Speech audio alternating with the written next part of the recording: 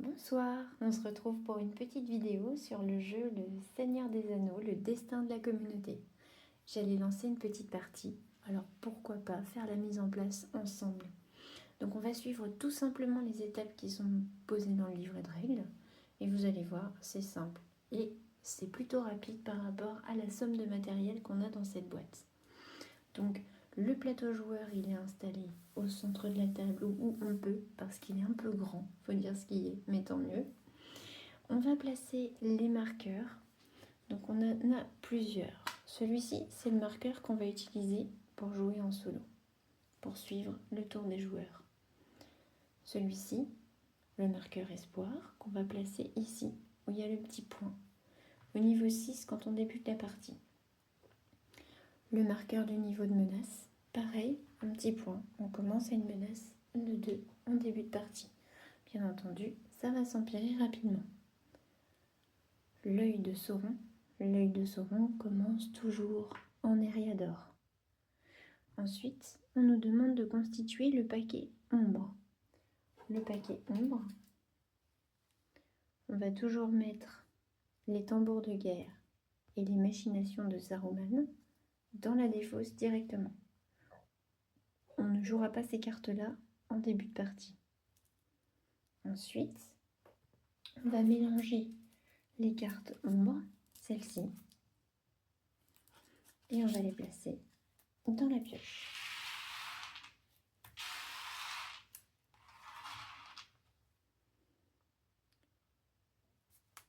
On nous demande ensuite de placer les armées de départ. Donc petite astuce qui est donnée dans le livret de règles, c'est que quand on a fini de placer les armées alliées sur la carte, il doit nous rester 5 petits meeples de chaque couleur sur le côté du plateau. Les autres donc seront quelque part sur la map.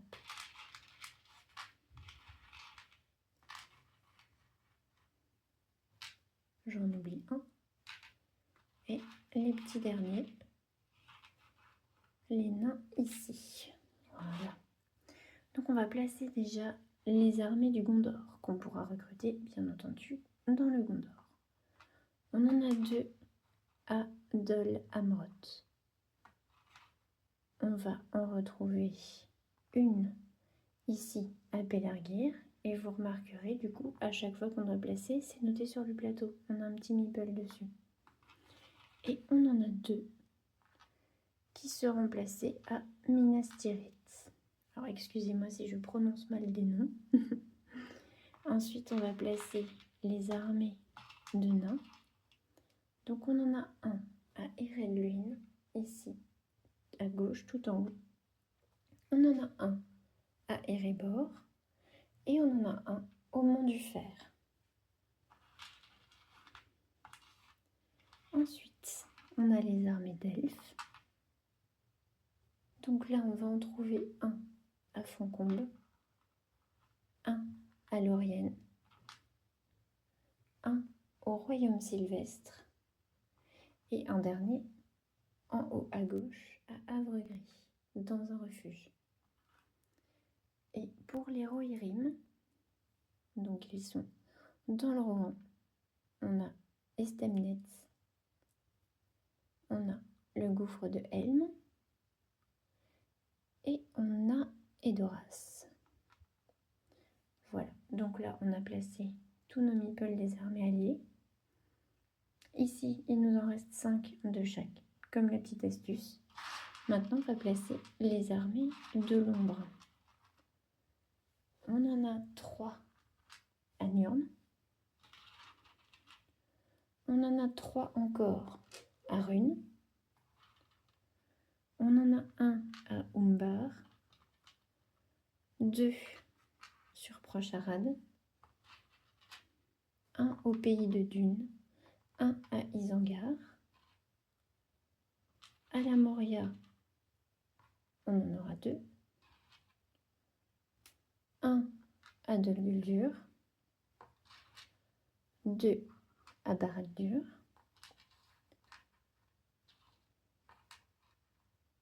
2 à Minas Morgul. Je vérifie. Non, c'est tout bon. Donc là, les armes qui restent, on les met de côté. Pendant la partie, on surveillera bien le nombre d'armées qui nous restent parce que si on doit en placer et qu'on n'en a plus, c'est pas bon. Alors, une fois que c'est fait, on va devoir placer les Nazgûl. Là, pour les Nazgûl, c'est pareil.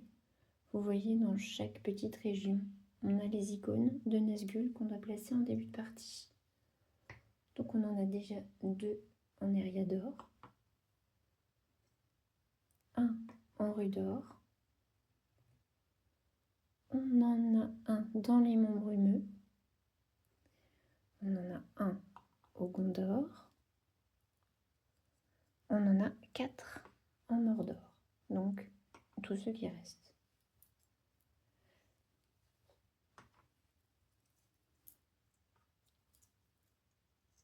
Donc voilà, ils sont tous placés.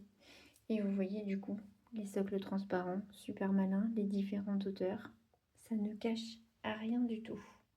Donc c'est parfait. Ensuite, on continue. On doit déterminer les objectifs.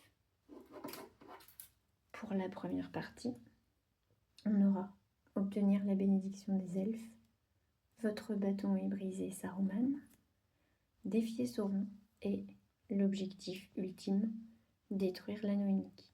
Donc on va placer ça sur notre espace de jeu. Ensuite, on va distribuer les cartes personnages. Alors quand on joue en solo, on a toujours Frodon et Sam et 4 personnages. Donc là par exemple, en les prenant au hasard, on aura Arwen, Merry et Pipin, Galadriel et Gimli. Pour savoir qui commence, c'est celui qui a le numéro de région le plus petit.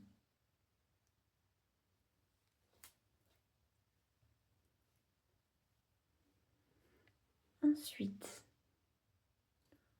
les aides de jeu. Elles reprennent toutes les actions qu'on peut faire avec les spécificités du mode solo, les tests de track et les tests de bataille.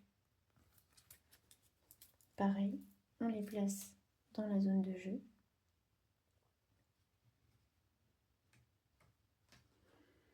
On récupère nos personnages.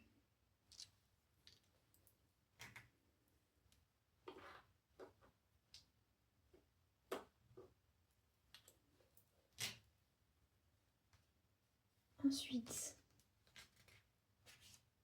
on va placer les silhouettes des personnages sur les différentes zones. Ça, je vous le montrerai après. On va constituer la main de départ. Pour la main de départ, on a toutes les cartes événements. Quand on joue solo, on les mélange.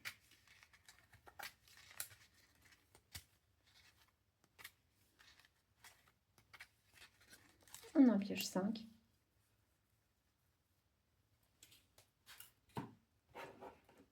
On va les intégrer dans le deck de jeu.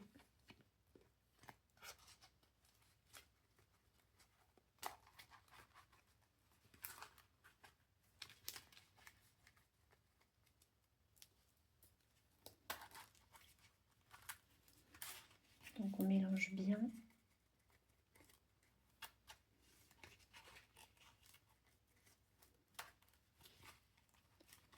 On pioche pour les débuts de la partie 4 cartes.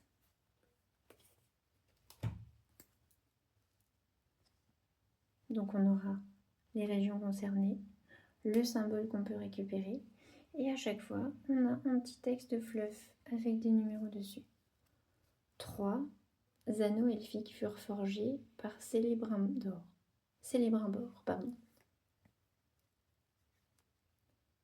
Ithilien, 150 lieues parcourues par Gandalf d'Isengard à Minas Tirith. Et en fait, sur chaque carte, on a des petits textes de fluff qui sont tirés directement de l'œuvre. Donc on va mettre ces cartes de côté. Ensuite, pour constituer la pioche joueur, en partie d'initiation, on va faire 4 tas, à peu près identiques. À peu près, bien sûr. Dans chaque tas, on va mettre une carte au hasard, le ciel s'assombrit.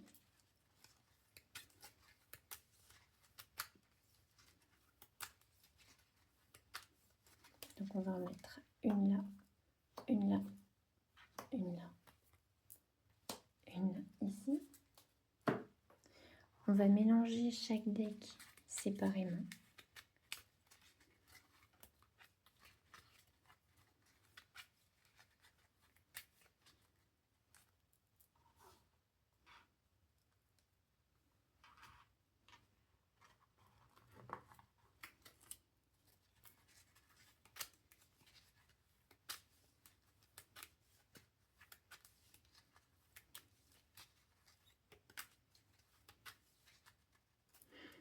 À chaque fois, on les pose les uns sur les autres. Système classique pandémie. Ça, la préparation du deck, c'est toujours pareil.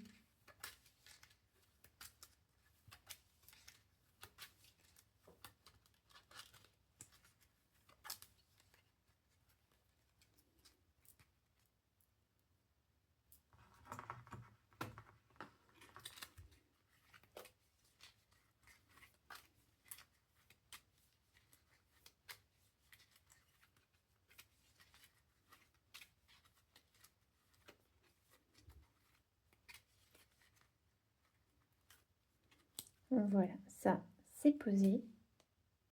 Maintenant, il nous reste à placer 9 cartes armées de l'ombre qu'on va défausser pour les mettre tout de suite ici, pour qu'elles reviennent plus vite sur la pioche. Et on va placer une armée de l'ombre directement sur la case rouge qui est dessus. Donc 1, on pose une armée de l'ombre supplémentaire sur la Moria. Deuxième carte, on va la poser sur Rune. Troisième carte, Procharade. Quatrième, à nouveau sur Rune. Ah, on commence déjà à avoir un beau bataillon par là-bas. Cinquième, à nouveau à la Moria. On voit qu'il y a des concentrations de troupes dès le début de la partie. Sixième, à Umbar.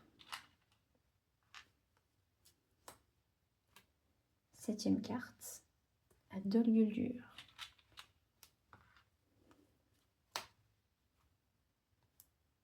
Huitième carte, à nouveau à Umbar.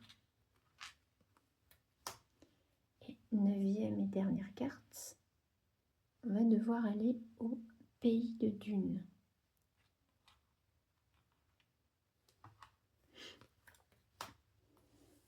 Ça fait beaucoup de lieux à localiser au début, quand on ne connaît pas la carte par cœur du Seigneur des Anneaux. Et je pense que vous n'êtes pas beaucoup à la connaître par cœur, mais vous verrez en jouant, on se repère très vite.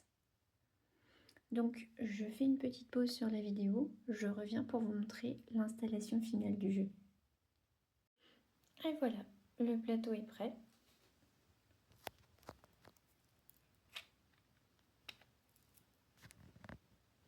On a ici les forteresses de l'ombre et les refuges, parce que le plateau va évoluer au cours de la partie. Nos personnages sont placés.